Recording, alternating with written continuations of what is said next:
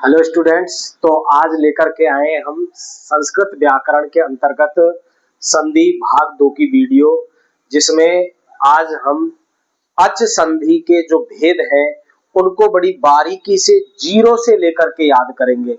Students जो कक्षा 6 से लेकर के 10, 11, 12 रीड या सेकंड ग्रेड या फर्स्ट ग्रेड की तैयारी कर रहे हैं, उन स्टूडेंट्स के लिए ये वीडियो बहुत ही इंपॉर्टेंट और हेल्पफुल होने वाली है। इसलिए प्लीज इस वीडियो को बीच में बिल्कुल भी स्किप न करें।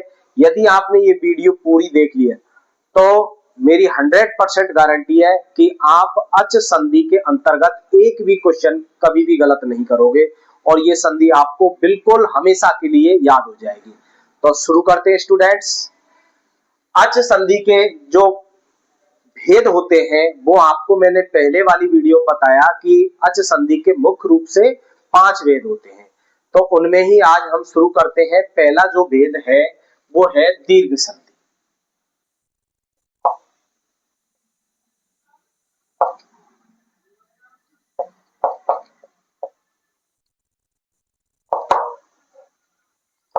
तो स्टूडेंट्स दीर्घ संधि के अंतर्गत सर्वप्रथम हमें एक सूत्र याद करना है।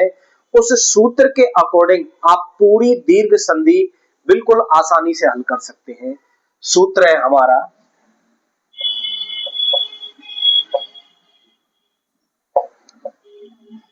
अक है सवर्णे दीर्घ है।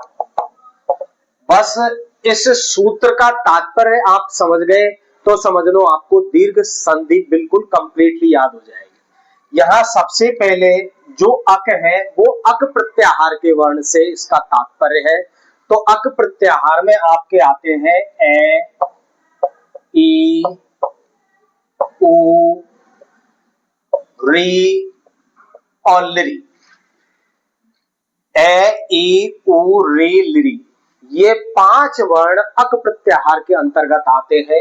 इसके बाद में सवर्ण जो शब्द है उसका तात्पर्य है समान। यदि अक प्रत्याहार के वर्ण के बाद में इसी के समान कोई सवर्ण वर्ण आ जाए, सवर्ण यानी समान जात का, तो यहां पर सवर्ण सवर्ण वर्ण से तात्पर्य है हमारा ए के बाद में केवल ए और आ ही हो सकता है, ई के बाद में केवल ई और ई ही हो सकता है, उ के बाद में उ छोटा या बड़ा कोई सा भी हो सकता है, री के बाद में री छोटा या बड़ा कोई भी हो सकता है। लेकिन संस्कृत में लिरी का दीर्घ नहीं होता है। जो लिरी वर्ण है उसका दीर्घ नहीं होता है। तो यहां पर लिरी क्या हमें केवल लिरी ही करना होगा। ये चीज इंपॉर्टेंट है, ध्यान रखने योग्य।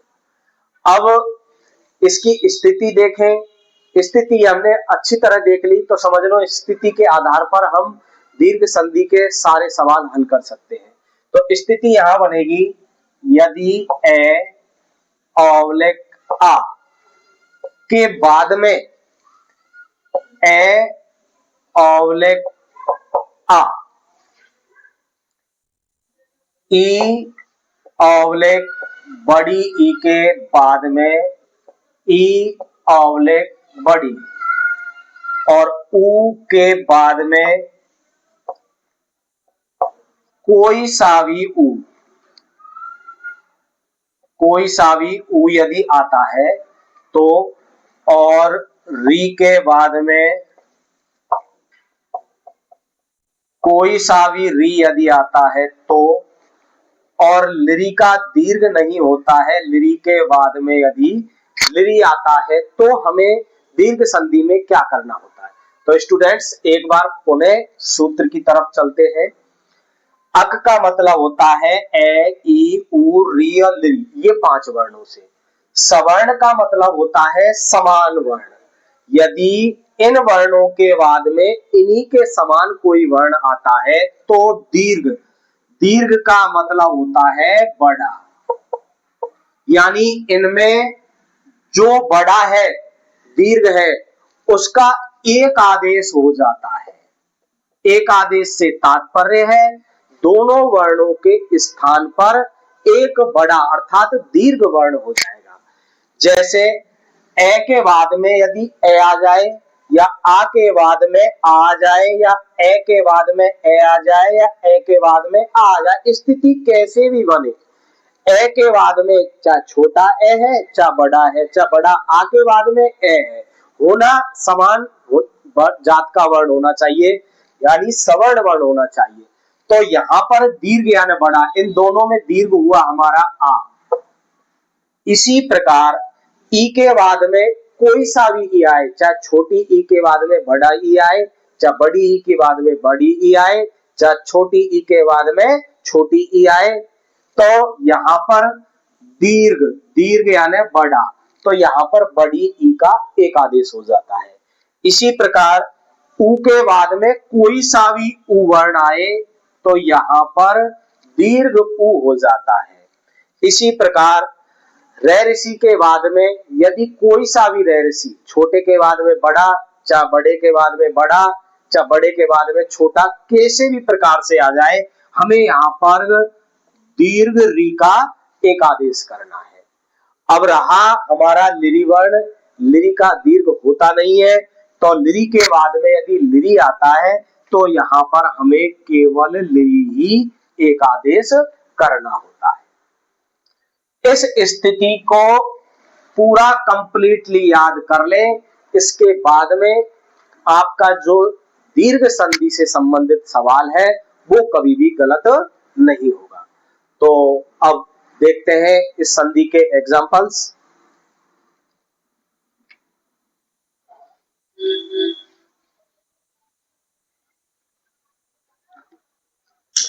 मान लो यहां पर आ गया एक दैत्य प्लस अरि, ये संधि विच्छेद आ गया, इसका हमें अब संधि पद लिखना है। तो सबसे पहले देखेंगे जो प्रथम शब्द है उसके अंतिम वर्ण में क्या आ रहा है, तो यहां पर ए, इसके बाद में जो दूसरा शब्द है उसके शुरू में कौन सा शब्द आ रहा है, तो यहां पर भी ए। अब देखें स्थिति number 1, number 2, number 3, number 4, number 5। तो यहां नंबर 1 स्थिति पर चलते हैं हम। ए के बाद में यदि ए हो तो यहां पर ए के बाद में ए वर्ण आ रहा है।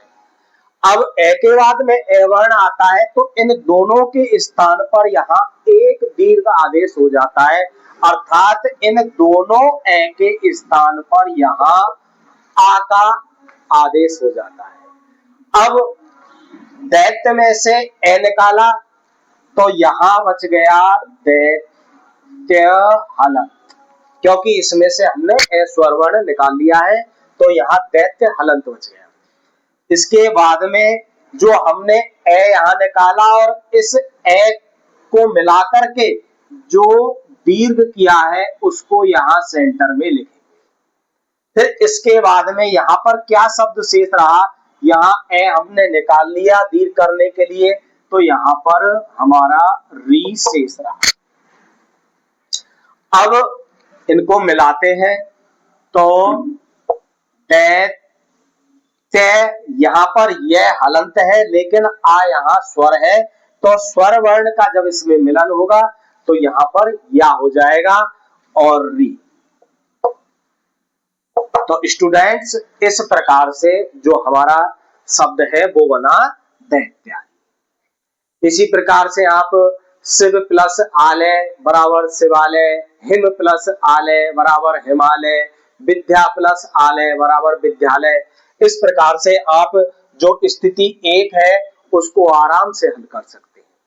अब चलते हैं स्थिति 2, ई के बाद में यदि ई आ जाए तो क्या करें।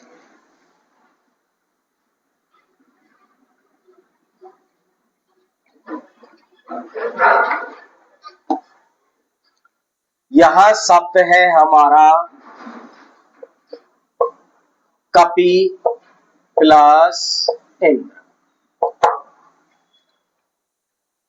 चलते हैं पहले शब्द के अंत में कौन सा वर्ण है, यहां पर छोटी ई प्लस दूसरे शब्द के शुरू में है हमारा छोटी ई। स्थिति 2 पर आते हैं, ई के बाद में यदि ई आ जाए तो दोनों के स्थान पर दीर्घ ई का एक आदेश हो जाता है, अर्थात एक आदेश से तात्पर्य है यहाँ पर दोनों वर्णों के स्थान पर एक ही दीर्घ वर्ण का आदेश होना। तो यहाँ पर ई और ई मिलकर के दीर्घ ई का आदेश हो गया। अब देखते हैं स्थिति, यदि कपी में से हमने यहाँ ई निकाला है तो हमारा बच गया यहाँ पर कप हलंत। इसके बाद में ई और ई मिलकर के दीर्घ एक आदेश किया तो इसको हम यहाँ सेंटर में लिखेंगे। फिर ई यहाँ हमने निकाल लिया तो दूसरे शब्द में शेष जो भाग है वो बचा नत्र।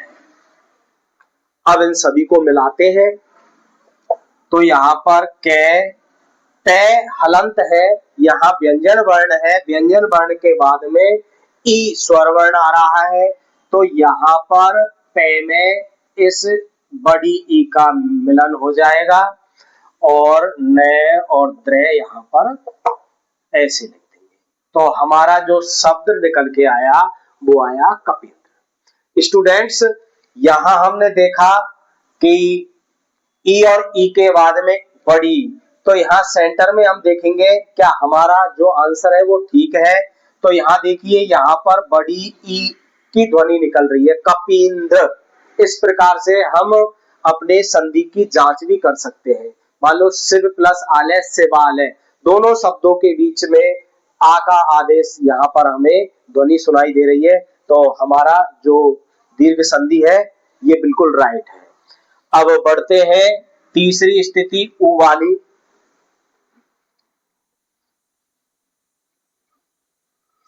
शब्द है हमारा गुरु प्लस उपदेश। गुरु के अंत में देखें तो यहां छोटा ऊ है प्लस उपदेश के शुरू में यहां देखें तो छोटा ऊ है। ऊ के बाद में किसी भी प्रकार का छोटा या बड़ा कैसा भी ऊ आ जाता है तो दोनों के स्थान पर यहां दीर्घ ऊ का एक आदेश करना है। अब स्थिति क्या बची, यहां गु रे हलंत बच गया क्योंकि ऊ को हमने यहां पर निकाल लिया। अब छोटा ऊ और छोटा ऊ मिलाकर के हुआ हमारा बड़ा ऊ। अब यहां से हमने जब छोटा ऊ निकाल लिया तो हमारा जो दूसरे पद में शेष भाग बचा वो बचा पै दे से। अब इन सभी को मिलाते हैं तो यहाँ गु रे हलंत है, आगे स्वर वर्ण है, बड़ा ऊ है तो बड़ा ऊ लिखेंगे। उसके बाद में जो शेष पद है उसको यहां लिख देंगे। तो जो हमारा शब्द बना वो बना गुरुपदेश है। अगली स्थिति री के बाद में चाहे ह्रस्व री आए या दीर्घ री आए तो क्या होगा,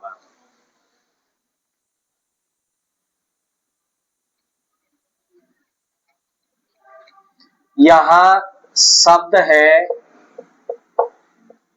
होत्री प्लस रीकार है।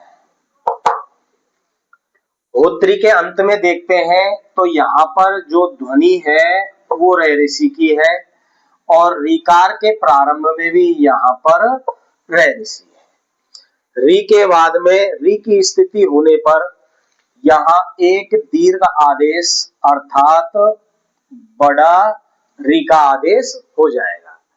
अब देखते हैं स्थिति में क्या बचा, तो हो यहां तय हलंत बचा। अब इसका रे ऋषि और इसका रे ऋषि मिलाकर के यहां बड़ा रे ऋषि हमने कर दिया प्लस जो शेष भाग है वो यहां कार शब्द बचा। अब इनको मिलाते हैं तो वो तय हलंत है, आगे बड़ा रेरिसी है, तो छोटे रेरिसी के लिए एक बार और बड़े रेरिसी के लिए 2 बार घुमा देंगे। तो यहाँ होत्री और यहाँ कार है, तो शब्द हमारा बन गया होत्रिकार। आगे बढ़ते हैं। लिरी के बाद में यदि लिरी आता है, लिरी का दीर्घ होता नहीं है, तो हमें वहां पर ह्रस्व लिरी ही करना है।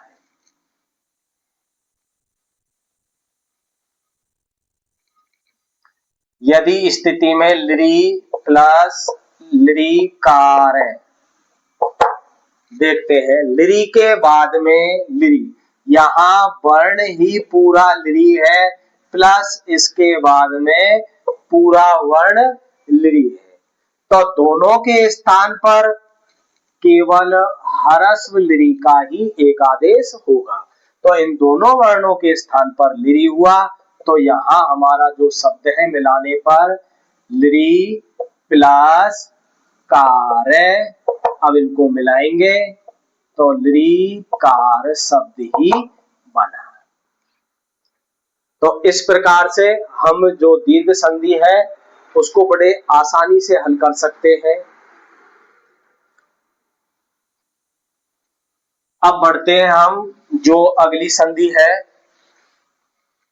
दीर्घ के बाद में गुण संधि।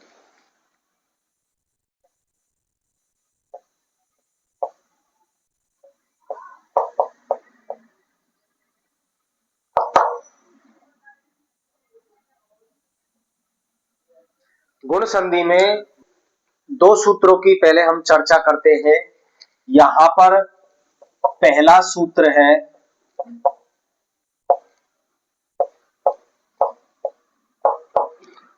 अदेंग गुण।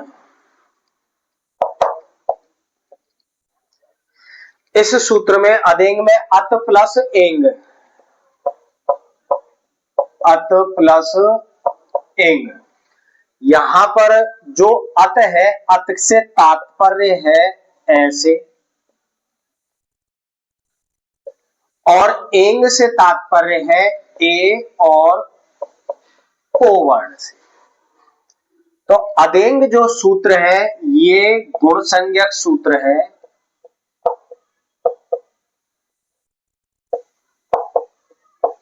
अर्थात ये सूत्र कहता है कि इन तीनों वर्णों की गुण संज्ञा होती है। इन तीनों वर्णों की गुण संज्ञा होती है। एक दूसरा सूत्र है यहां पर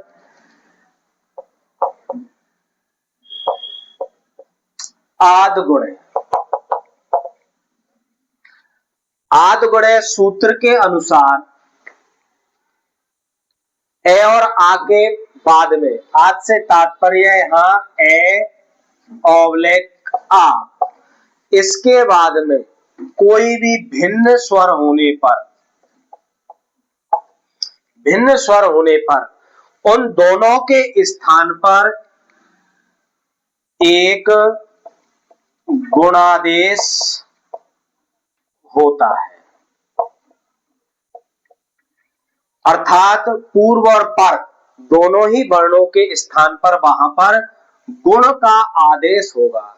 अब यहां समझने योग्य बात यह है कि गुण संज्ञक वर्ण हमारे पास 3 है, एक तो एक ए और ओ, अर्थात गुण संधि में 3 ही शब्द बनते हैं ए ओ।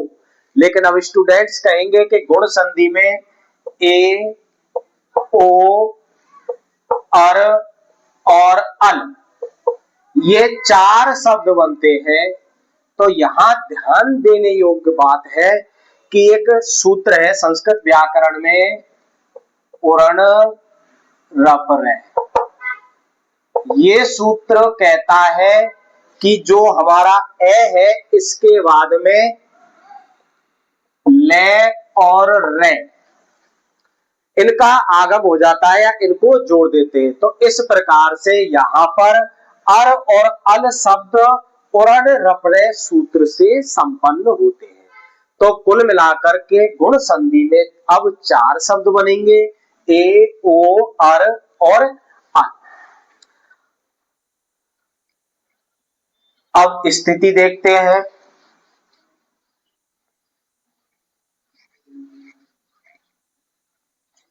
गुण संधि में स्थिति क्या बनती है?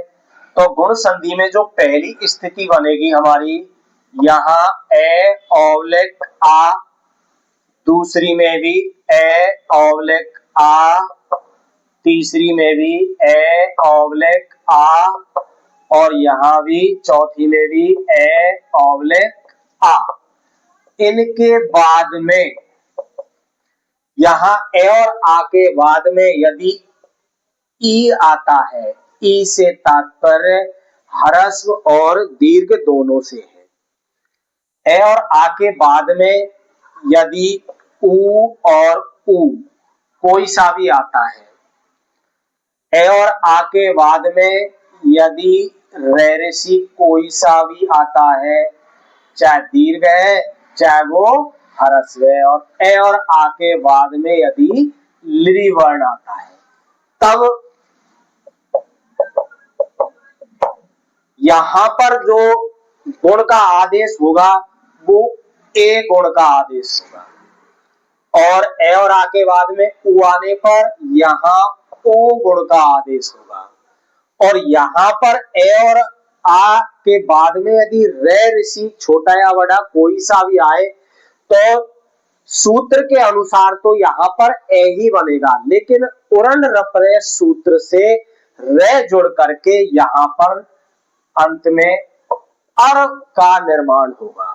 इसी प्रकार यहां पर ए और आ के बाद में लिरि वर्ण आने पर जो वर्ण होगा हमारा गुण का वो ए ही होगा, लेकिन उरण रपरे सूत्र से यहां पर ले जुड़ने के बाद में अल शब्द बनेगा। अब ये स्थिति यहां तक हमको कंप्लीट याद है। इसके अकॉर्डिंग अब इसके उदाहरण देखते हैं। तो यहां पर पहली स्थिति का उदाहरण यदि हम देखें, यदि उप प्लस इंद्र, इस शब्द को देखें तो यहां उप के अंत में है ए, प्लस इंद्र के शुरू में यहां पर ई वर्ण आया। अब स्थिति पहली देखें, यदि प्लस से पहले ए और आ में से कोई सा वर्ण, तो प्लस से पहले ए और आ में से हमारे पास में ए वर्ण आ रहा है, और प्लस के बाद में यहाँ ई और ई में से कोई सा या ह्रस्व है या फिर दीर्घ है, तो यहाँ पर ह्रस्व आ रहा है, तो इन दोनों के स्थान पर यहाँ पर ए गुण का आदेश होगा।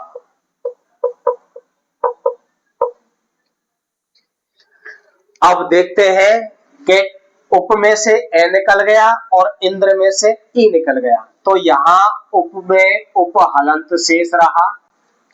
इसके बाद में इंद्र में से ई निकलने पर यहाँ पहले बीच में ए और ई मिलकर के ए बना, इसको हम यहाँ लिख लेंगे, और लास्ट में हमारा ने और द्रे शब्द शेष रहा। अब मिलाने पर उ पे, यहाँ पर व्यंजन वर्ण है, हलंत है, आगे स्वर वर्ण है, तो स्वर वर्ण को इसमें मिला देंगे, तो यहाँ पे में ए।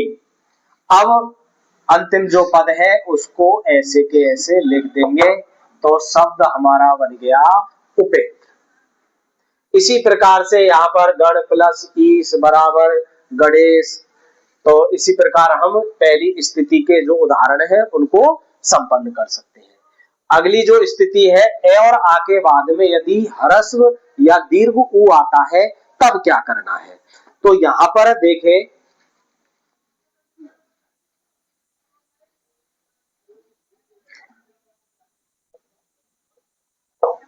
पर प्लस उपकार, पर के यहां अंत में ए है, प्लस उपकार के शुरू में उ है। अब ए और आ में से ए आ रहा है, और इधर उ और उ में से छोटा उ आ रहा है, दोनों मिलाकर के यहां पर ओ गुण आदेश हो जाएगा। शब्द यहाँ ह्रस्व और दीर्घ मायने नहीं रखता है। ह्रस्व के बाद में ह्रस्व आ सकता है, दीर्घ के बाद में दीर्घ आ सकता है, या ह्रस्व के बाद में दीर्घ आ सकता है, या दीर्घ के बाद में ह्रस्व, स्थिति कैसे भी हो। अब यहाँ पर शेष बचा हमारा पद है पर प्लस बीच में जो हमने ओ गुणादेश किया उसको लिखेंगे। पर में से ए निकला तो यहाँ पर हलंत बचा, ए और उ मिलकर के ओ हो गया, प्लस यहाँ पर उ निकल गया तो यहाँ पर पैकार शब्द बचा। अब इनको सबको मिलाते हैं तो पे रे में ओ का मिलन होगा तो रो, और यहाँ पैकार है तो शब्द बन गया हमारा परोपकार। अब अगली स्थिति नंबर 3 रेरेसी वाली। यदि ए और आ के बाद में रेरेसी छोटा या बड़ा आ जाए तो क्या होगा। यहाँ एक शब्द है महा प्लस ऋषि।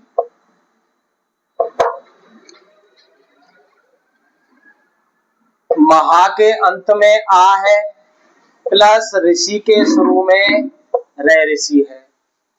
अब ए और आ के बाद में रे ऋषि हो तब वहां पर हम अर्गुण आदेश कर देते हैं। अब अर्गुण आदेश कर दिया तो महा के अंत में आ था वो निकाल लिया तो यहां बच गया मैं और है हलंत। अब बीच में जो हमने गुणादेश किया उसको लिखेंगे अर, प्लस यहां पर शेष शब्द बचा हमारा सी। अब देखते हैं स्थिति मिलाने पर, तो मैं को मैं ही लिख दिया, है में ए स्वर का मिलन हो जाएगा तो यहां पर है पूरा वर्ण हो गया। अब ये जो रे ऋषि है यहां पर इसका नियम हमें समझना है कि यदि रे हलंत के बाद में कोई व्यंजन वर्ण आ जाए तो इसकी प्रकृति है उस व्यंजन वर्ण के ऊपर चढ़ जाता है, और यदि कोई स्वर वर्ण आ जाता है तो ये जो रे है उस स्वर से मित्रता कर लेता है और उसमें मिल जाता है। तो यहाँ पर रे के बाद में व्यंजन वर्ण है तो व्यंजन वर्ण है तो यहाँ पर ये रे इस सी के ऊपर चढ़ जाएगा तो जो शब्द हमारा बनेगा वो बनेगा महर्षि। स्टूडेंट्स इसमें कई गलती करते हैं, इसको महर्षि लिख देते हैं। भाई जब हमने आ और रे ऋषि को अर कर दिया है तो यहाँ पर हमें आ लिखना बिल्कुल ही उचित नहीं है, यहाँ पर है ही आएगा तो शब्द बनेगा महर्षि। अब अगली जो स्थिति है ए और आ के बाद में लिरी वाली वो देखते हैं। नंबर 4 स्थिति तब प्लस लिरिकार है। तो स्टूडेंट्स यहां देखते हैं तब के अंत में है ए, प्लस लिरिकार के शुरू में है यहाँ लिरी। अब देखते हैं ए और आ के बाद में यहाँ पर वर्ण आ रहा है लिरी, तो हमारी नंबर 4 स्थिति हो गई और हमें यहाँ गुण आदेश करना होगा अल। अब यहां पर क्या शेष बचा, तय और बे हलंत शेष बचा।